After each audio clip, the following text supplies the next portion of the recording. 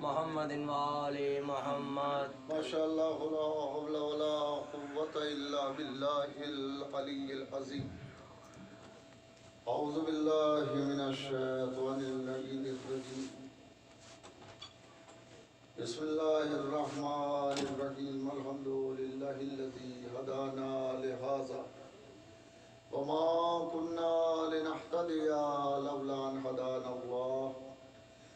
لقد جاءت رسل ربنا بالحق والصلاة والسلام على سيد الأنبياء والمرسلين وأهل بيته الطيبين الطاهرين. أما بعد فقد شهر رمضان الذي أنزل فيه القرآن. یہ رمضان کا مبارک مہینہ ہے کہ اللہ نے اس میں قرآن مقدس کو نازل فرمایا ہے. یہ وہ بابرکت مہینہ ہے کہ جسے خدا اپنا مہینہ کہتا ہے. سرکار دو عالم صلی اللہ علیہ وسلم جب اس کا تعارف کرایا ہے تو یہی کہہ کے کہ یہ شہر اللہ ہے، اور اس کے بعد جی پیغمبر نے ایک جملہ فرمایا تعیدم فیہ الی ضیافت اللہ. اس مہینے میں تم بلائے گئے ہو اللہ کی مہمانی کی، یعنی تم مہمان ہو اور خدا میزبان ہے. یہی بابرکت مہینہ ہے کہ انسان اللہ کا مہمان ہوتا ہے. 30 روز روزے رکھتا ہے. جب وہ افطار کرتا ہے تو یہ اللہ کا مہمان ہوتا ہے. یہ دسترخوان بظاہر آپ بچھاتے ہیں مگر یہ دسترخوان اللہ کا دسترخوان ہے. آپ بچھانے والے ہیں، اسے توفیق دی ہے کہ آپ دسترخوان بچھائیں، مگر بنیادی طور پر یہ اللہ کا دسترخوان ہے. تم بلائے گئے ہو فیہ اس مہینے میں الی ضیافت اللہ، اللہ کی ضیافت کی طرف، اللہ کی مہمانی کے لیے تم بلائے گئے ہو. تم دسترخوان اگر بچھا رہے ہو تو یہ توفیق پروردگار ہے کہ تم دسترخوان بچھا کے اللہ کے مہمانوں کی میزبانی کر رہے ہو. یہ اپنے وجود میں ایک بہت بڑی بات ہے، بہت بڑا فلسفہ ہے کہ اللہ کے مہمان انتظام کرنے والا ہے وہ جس کے یہاں سے مثلا روزہ گشائی ہے. آج مثال کے طور پر جس کے یہاں سے آج روزہ گشائی ہے وہ انتظام کر رہا ہے، مگر یہ اس کی توفیق دی ہوئی ہے، ورنہ ہر ایک تو افطاری لینے کو تیار نہیں ہوتا. اور پھر اگر کبھی خدا نخواستہ یعنی اس کو گھر گھٹ کے اگر وہ خود کو تیار بھی کرے تو پھر ملنا مشکل ہو جاتی ہے. مگر یہ کہ قسمت ہے کہ اللہ مہمانوں میں، اللہ کے میزبانوں میں، یعنی مہمانوں کی میزبانی کرنے والوں میں نام لکھا جائے. یہ بڑی بات ہے. تو اللہ کا مہمان روزہ دار ہوتا ہے، اور اللہ یا اس کا جو میزبان ہے، اس روز کا جو افطار کرنے والا ہے وہ میزبان ہے. تو اس میزبان کے لیے بڑی برکتیں ہیں اور بڑی سعادتیں ہیں. ان سعادتوں کو اگر انسان اکٹھا کرنا چاہے تو یہی وہ مہینہ ہے کہ ان میں اکٹھا کر سکتا ہے. سال بھر تک اسی مہینے کا انتظار ہوتا ہے. دنیا میں دو ہی چیزیں ہیں، دو ہی مہینے ہیں جن کا انتظار ہوتا ہے. ایک اللہ کے مہینے کا انتظار ہوتا ہے، دوسرے حسین علیہ السلام کے مہینے کا انتظار. رمضان کا انتظار ہوتا ہے اور محرم کا انتظار ہوتا ہے. اللہ فاطمہ کے لال کے مہینے کا انتظار ہوتا ہے کہ جس میں امام حسین علیہ السلام نے قربانی پیش فرمائی ہے. یا اس مہینے کا انتظار ہوتا ہے کہ جس میں انسان اللہ کا مہمان ہوتا ہے، اللہ کا مہمان. اور افطاری کے لیے میں نے شاید روز اول یا دوسرے روز یہ بات کہی تھی کہ پیغمبر نے افطاری اور سحر کی بڑی تاکید کی ہے. افطاری کراؤ، اگر ایک کھجور ہے تمہارے پاس تو اس میں سے آدھی دوسرے کو دو، آدھی اس کو دے دو، وہ افطار کرے، اس کا بڑا ثواب ہے. میں نے شاید اس روز یہ بات کہی تھی کہ یہ ایک آدھی کھجور دینے کا مسئلہ نہیں ہے، ایک قربانی اور ایثار کا پورا فلسفہ ہے جو اس کھجور میں بنا ہے کہ تم اپنی ضرورت کو پس پش ڈالو اپنے برابر والے کی مصیبت کو اور پریشانی کو سامنے رکھو. اگر اس کی ضرورت کو تم سامنے رکھو گے تو یہ تمہارے لیے بڑی کامیابی کا ذریعہ ہوگا، بہت بڑی کامیابی ہوگی. اس لیے کہ انسان قدم قدم پر نئی نئی مشکلات کا شکار ہوتا ہے اور نئی نئی زحمتیں سامنے کھڑی ہوئی ہوتی ہیں. اگر انسان اس ماحول میں اللہ پر بھروسہ کرے، اللہ پر تکیہ کرے، اگر اللہ پر بھروسہ کرے گا اور اس پر تکیہ کرے گا تو یقیناً کامیاب ہوگا. قرآن کی آیت ہے وَمَن يَتَوَکَّلْ عَلَى اللَّهِ فَهُوَ حَسْبُهُ، وَمَن يَتَوَکَّلْ عَلَى اللَّهِ فَهُوَ حَسْبُهُ، جس نے اللہ پر بھروسہ کیا تو اللہ اس کے لیے کافی ہو گیا. جو اللہ پہ بھروسہ کرتا ہے اللہ اس کے لیے کافی ہو جاتا ہے. تو ان تمام چیزوں میں ہر جگہ پر جہاں نئی نئی ٹھوکریں ہیں اور نئی نئی زحمتیں ہیں وہاں پر ہر قدم پر نیا امتحان ہے. اللہ مومن کا امتحان لیتا ہے. امتحان لیے بغیر معاملات آگے نہیں بڑھتے. احسب الف لام میم احسب الناس ان یترکوا ان یقولوا آمنا وهم لا یفتنون. کیا لوگ اس بات پر احسب الناس ان یترکوا ان یقولوا آمنا، کیا لوگوں کا گمان یہ ہے، کیا لوگ یہ اس بات کا خیال کرتے ہیں کہ وہ اتنا کہنے پہ چھوڑ دیے جائیں گے کہ ہم ایمان لے آئے وَهُمْ لَا يُفْتَنُونَ، اور انہیں آزمایا نہ جائے، ان کا امتحان لیا جائے گا، انہیں آزمایا جائے گا. اتنا کہہ دینا ہی کافی نہیں ہے کہ وہ ہم ایمان لے آئے ہیں. الف لام میم احسب الناس ان یترکوا ان یقولوا آمنا، کیا لوگوں کا یہ گمان ہے کہ وہ اتنا کہنے پر چھوڑ دیے جائیں گے کہ ہم ایمان لے آئے؟ نہیں. وَهُمْ لَا يُفْتَنُونَ، اور انہیں آزمایا نہ جائے. نہیں، آزمائش ہے اور بہت سخت آزمائش ہے، کڑی آزمائش ہے. قرآن اس منظر کو کہ اللہ آزمائے گا، اللہ امتحان لے گا، اللہ آزما کے دیکھے گا، عجیب انداز میں پروردگار عالم قرآن مقدس میں اس بات کا اعلان کرتا ہے اور فرماتا ہے وَلَنَبْلُوَنَّكُمْ بِشَيْءٍ مِّنَ الْخَوْفِ وَالْجُوعِ وَلَنَبْلُوَنَّكُمْ بِشَيْءٍ مِّنَ الْخَوْفِ وَالْجُوعِ وَنَقْصٍ مِّنَ الْأَمْوَالِ وَالْأَنفُسِ وَالثَّمَرَاتِ. وَلَنَبْلُوَنَّكُمْ، اور ہم تمہیں ضرور آزمائیں گے، من الخوف، دشمن کے خوف سے، والجوع، بھوک سے، بھوک سے آزمائیں گے اور دشمن کے خوف سے آزمائیں گے. وَنَقْصٍ مِّنَ الْأَمْوَالِ، مال کے کم ہو جانے سے آزمائیں گے. یعنی بہت پیسہ تھا وہ نہیں رہا، پتہ نہیں کہاں چلا گیا، یہ نقص اموال ہے. ہم تمہیں آزمائیں گے، کس چیز سے آئیں گے؟ من الخوف. ہو سکتا ہے تمہارے دشمن تمہارے چاروں طرف لگے ہوئے ہوں اور یہ دشمن چاہتے ہوں کہ تم اللہ کا راستہ چھوڑ کے ان کا راستہ اختیار کر لو، تو دشمنوں کے خوف سے بھی ہم تمہیں آزمائیں گے. والجوع، ہو سکتا ہے کہ تمہارے اوپر وہ حالات ٹوٹ پڑیں کہ تم بھوکے رہنے پر مجبور ہو جاؤ، بھوک پر مجبور ہو جاؤ، تو ہم تمہیں خوف سے آزمائیں گے، ہم تمہیں بھوک سے آزمائیں گے. والجوع، بھوک سے آزمائیں گے. وَنَقْصٍ مِّنَ الْأَمْوَالِ، اور مال کے کم ہو جانے سے آزمائیں گے.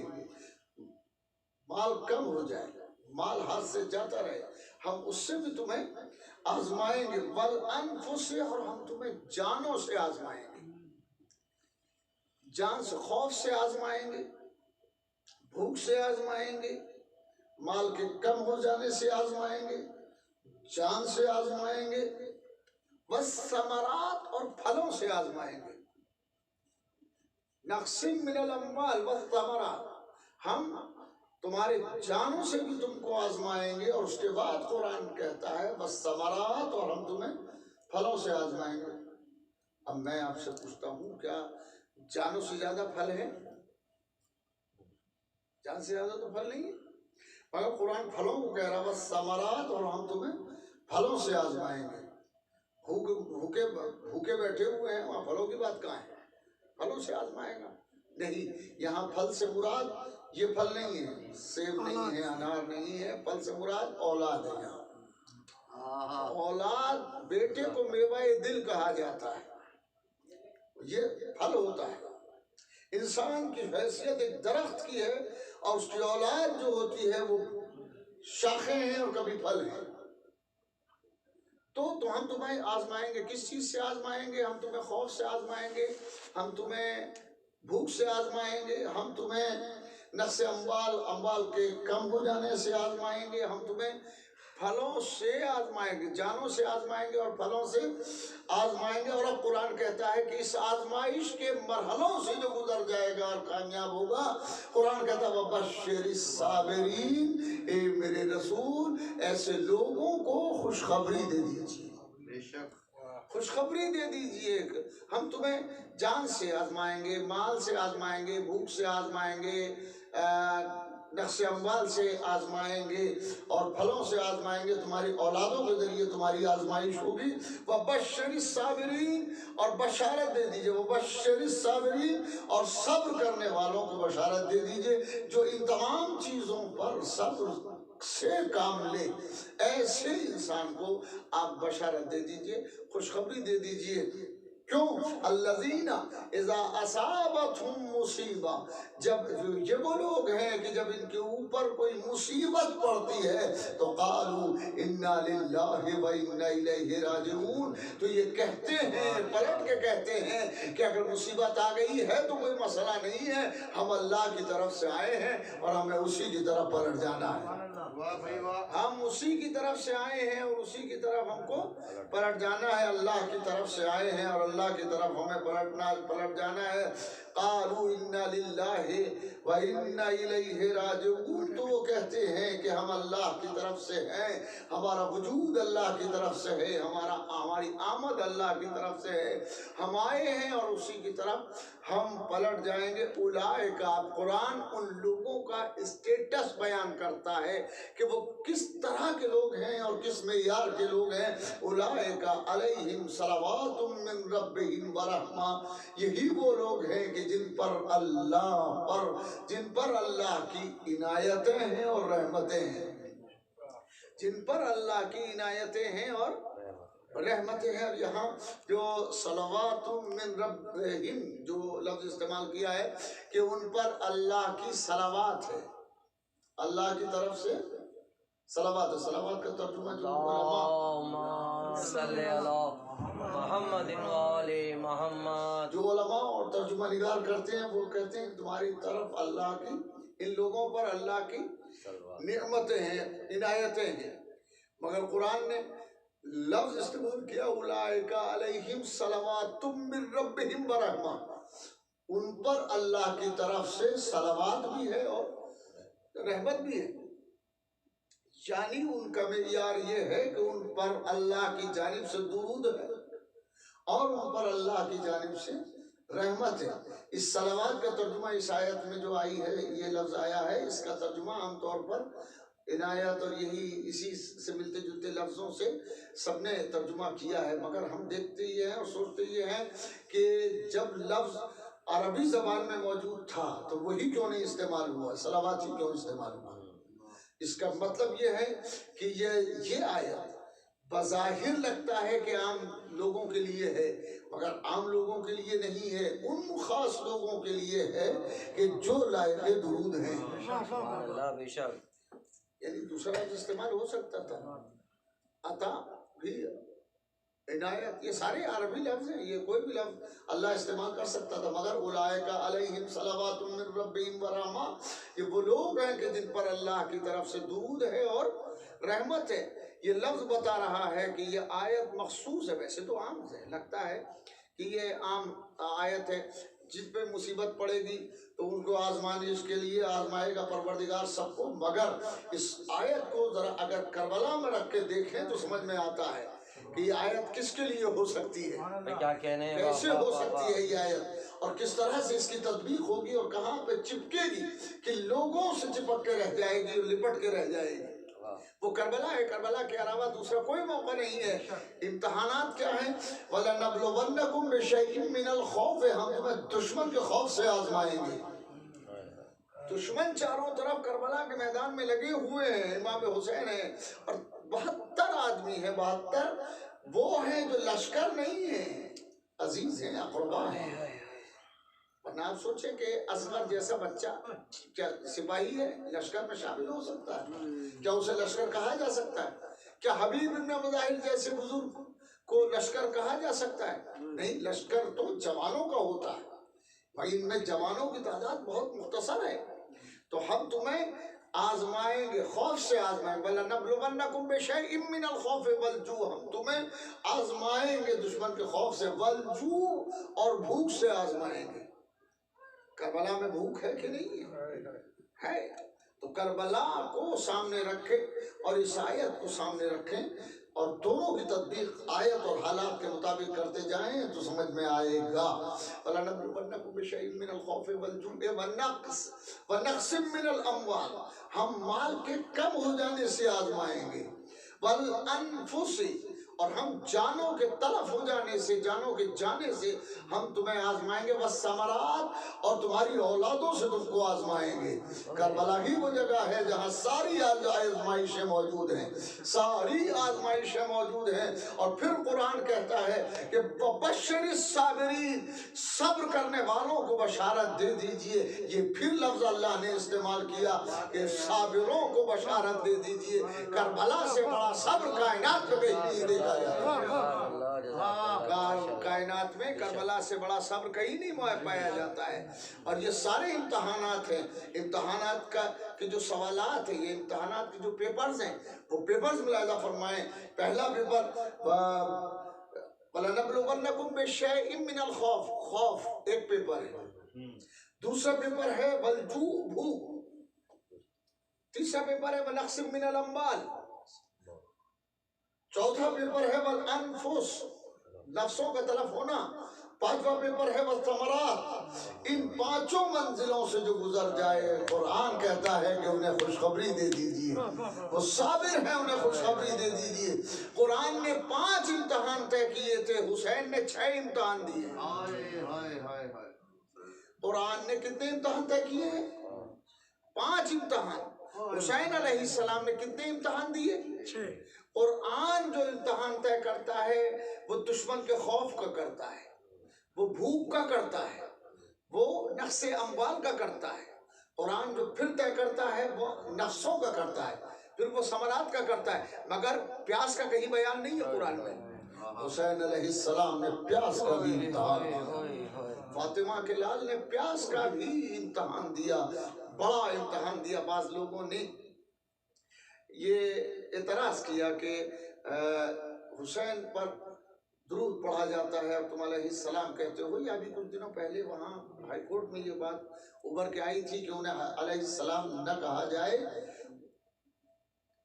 ان کو بھی رضی اللہ کہا جائے۔ تو بحث یہ نہیں ہے، بحث یہ ہے بہت بڑی کہ قرآن ان کو صرف علیہ السلام کی منزل میں نہیں رکھ رہا ہے، بلکہ قرآن کہتا ہے الذین اذا اصابتهم مصیبۃ قالوا انا للہ وانا الیہ راجعون اولئک علیہم صلوات من ربہم ورحمہ، یہی وہ لوگ ہیں کہ جن پر اللہ کی طرف سے درود بھی ہے اور رحمت بھی ہے، درود بھی ہے اور رحمت بھی ہے۔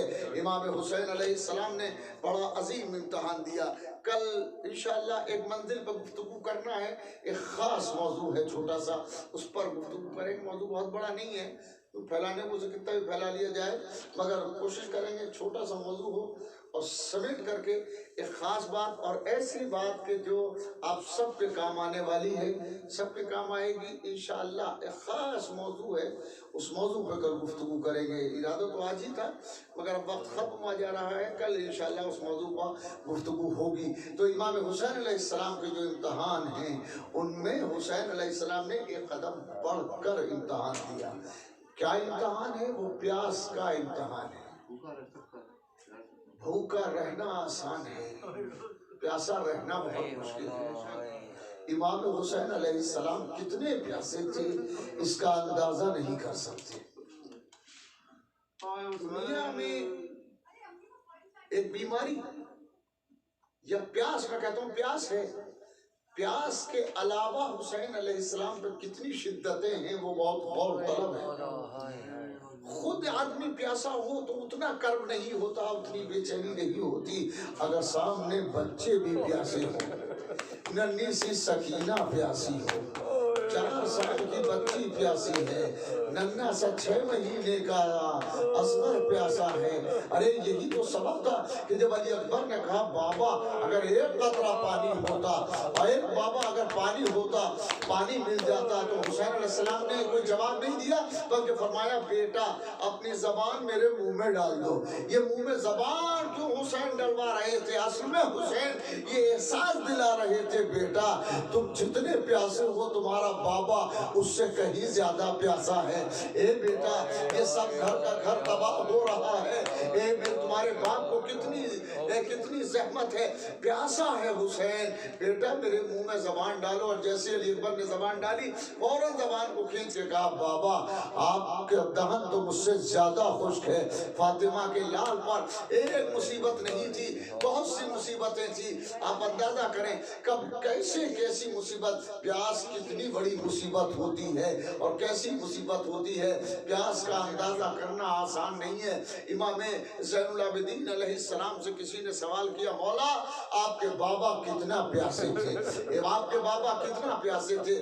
تو امام نے مثال دی، کیا تم نے اس زمین اور اس گڑھے کو دیکھا ہے کہ جس میں پانی بھرا ہوتا ہے اور جب پانی سوکھ جاتا ہے تو اس گڑھے کی کیفیت کیا ہوتی ہے؟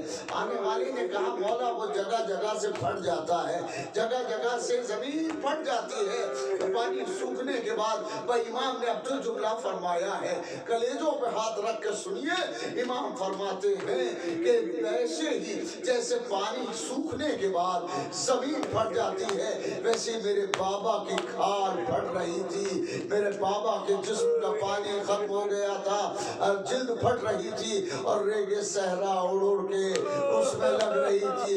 ہائے میرا بابا دشت کربلا، حسین کی پیاس، انا للہ و انا الیہ راجعون، رضا بقضائہ و تسلیما لامرہ، الہی بحق الزہرا و ابیہا و بعلہا و بنیہا، پروردگارہ ہماری عبادت کو قبول فرما، پروردگارہ رزق میں وسعت عطا فرما، ہمارے گنہگاروں کو معاف فرما، ہمیں معاف فرما، ہمارے مرنے والوں کے درجات کو بلند فرما، امام زمانہ علیہ السلام کے ظہور میں تاجیل فرما اور ہمیں ان کے آبان و انصار میں شمار کر۔ 1 مرتبہ سورہ الحمد اور 3 مرتبہ سورہ اخلاص پڑھ کر کریم صاحب اور کاکی صاحبہ کے بزرگوں کو خاص طور